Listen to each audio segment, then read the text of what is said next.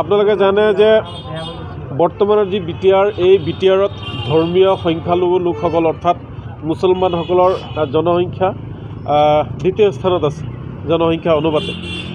কিন্তু জনসংখ্যা অনুপাতে এই মুছলমান লোকসকলৰ যিখিনি উন্নয়ন হ'ব লাগিছিল এই উন্নয়ন হোৱা নাই। তাৰ কাৰণে আমি বহুত দুখ প্ৰকাশ কৰিছোঁ। আমি নেমচৰ ফালৰ পৰা আমি দুখ প্ৰকাশ কৰিছোঁ আৰু চৰকাৰক আমি দাবী জনাইছোঁ। অসম চৰকাৰ আৰু বৰ্তমানৰ যি বিটিআৰ চৰকাৰ আছে এই চৰকাৰক আমি কেইটামান দাবী জনাব বিচাৰিছোঁ। প্ৰথম কথা হ'ল যে চৰকাৰে যিটো অসমৰ ৰাজ্যপালে যিটো ভিজন ডকুমেণ্টছ গুৱাহাটীত IITত মাছখোৱাত তেওঁলোকে উন্মোচন কৰিলে, সেই ভিজন ডকুমেণ্টছত আমি নেমচৰ ফালৰ পৰা কিছুমান দাবী উত্থাপন কৰিছিলোঁ। এই দাবীসমূহ চৰকাৰে কেতিয়া ৰূপায়ণ কৰিব সেয়া আমি জানিব লাগে। আমাৰ প্ৰথম দাবী আছিল যে আপোনালোক সকলোৱে জানে যে ভূমিৰ সমস্যাটো বিটিআৰৰ মূল সমস্যা। BTC চুক্তিৰ আগৰ পৰা এই বিটিআৰত যিসমূহ সংখ্যালঘু লোক বসবাস কৰি আছে, য'ত বসবাস কৰি আছে, যেনেকৈ বসবাস কৰি আছে, ঘৰ বনাই আছে, খেতি বনাই আছে, সেই সকলো মাটিৰ খাজনাটো ল'ব লাগে। চৰকাৰে খাজনাটো বন্ধ কৰি ৰাখিছে। কিহৰ কাৰণে বন্ধ কৰি ৰাখিছে?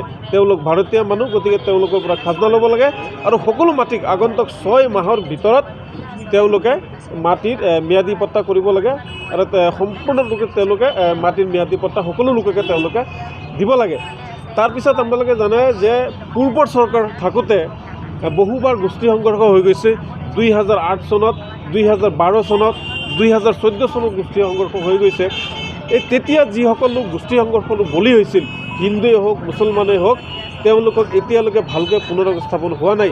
বহু ধৰ্মীয় সংখ্যালঘু লোক এতিয়াও আমি দেখিবলৈ পাইছোঁ যে শিবিৰত বসবাস কৰি আছে। তেওঁলোকৰ ঘৰ নাই, শিবিৰ পাতি তেওঁলোকে আছে, তেওঁলোকৰ ঘৰ নাই, তেওঁলোকৰ ভূমি নাই। গতিকে সেইসকল গৃহহীনক গৃহ দিব লাগে, ভূমিহীনক ভূমি দিবলৈ আমি নেমচৰ ফালৰ পৰা চৰকাৰক দাবী জনাইছোঁ। আৰু যিহেতু আমি শুনিছোঁ বিটিআৰ চৰকাৰে চাকৰি দিবলৈ ওলাইছে, যিসকল লোক সেই বড়োলেণ্ড মুভমেণ্টত, বড়োলেণ্ড আন্দোলনত শ্বহীদ হৈছিল, হত্যাৰ বলি হৈছিল, মৃত্যু হৈছিল, তেওঁলোকক চৰকাৰী চাকৰি দিবলৈ আমি নেমচৰ ফালৰ পৰা দাবী জনাইছোঁ।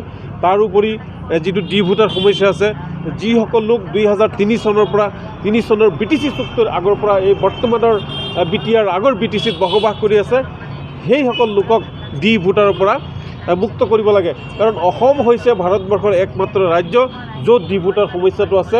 কোনো এখন ৰাজ্যত এনেকুৱা ধৰণৰ সমস্যা নাই। ভাৰতীয় নাগৰিকক ভোটাৰ সজাই তেওঁলোকে ডিটেনশ্যন কেম্পলৈ প্ৰেৰণ কৰে। গতিকে এইটো টোটেলি সংখ্যালঘু মুছলমান লোকসকলক টাৰ্গেট কৰি বাৰম্বাৰ এই চৰকাৰখনে, ৰাজ্য চৰকাৰখনে বিদেশীৰ নামত মুছলমানক হাৰাশাস্তি কৰি আছে। এই ভোটাৰটো বন্ধ কৰিব লাগে। এনেকুৱা আমাৰ বহু দাবী আমি ভিজন ডকুমেণ্টছত উপস্থাপন কৰিছোঁ, আমি লিপিবদ্ধ কৰিছোঁ। ভূমিৰ সমস্যাটো সমাধান হ'ব লাগে, গোষ্ঠী সংঘৰ্ষক পুনৰ সংস্থাপন দিব লাগে আৰু যোগ্যতা অনুযায়ী সংখ্যালঘু লোকসকলক চাকৰি দিয়াৰ কাৰণে আমি দাবী জনাইছোঁ। আৰু এটা কথা আছে, আপুনি য'তে দেখিব সংখ্যালঘু লোক বসবাস কৰি আছে, সেই অঞ্চলসমূহৰ ৰাস্তা ঘাট বেয়া, কালভাৰ্ট নাই, দলং নাই। গতিকে সেইসমূহ অঞ্চলত ৰাস্তা ঘাট, দলং, কালভাৰ্ট নিৰ্মাণ কৰিব লাগে। বিটিআৰৰ আটাইতকৈ এটা গুৰুত্বপূৰ্ণ আৰু এটা সমস্যা হৈছে যে য'ত বিদ্যালয়ৰ আন্তঃগাঁথনি বৰ্তমান চৰকাৰে উন্নয়নৰ কৰাৰ ব্যৱস্থা লৈছে যদিও সংখ্যালঘু অঞ্চলসমূহত ছাত্ৰ ছাত্ৰীৰ অনুপাতে কিন্তু শিক্ষক নাই। গতিকে আমি বৰ্তমানৰ চৰকাৰক আমি দাবী জনাওঁ যে ছাত্ৰ ছাত্ৰীৰ অনুপাতে বিদ্যালয়ত তেওঁলোকে শিক্ষক নিযুক্তি দিব লাগে। গতিকে এই ভিজন ডকুমেণ্টছৰ ওপৰত চৰকাৰে নজৰ দিয়ক, অন্যথা তীব্ৰ গণতান্ত্ৰিক আন্দোলন গঢ়ি তোলা হ'ব। যিকোনো খবৰৰ বাবে যোগাযোগ কৰক 7099017330 লগতে 7099017110 নম্বৰত।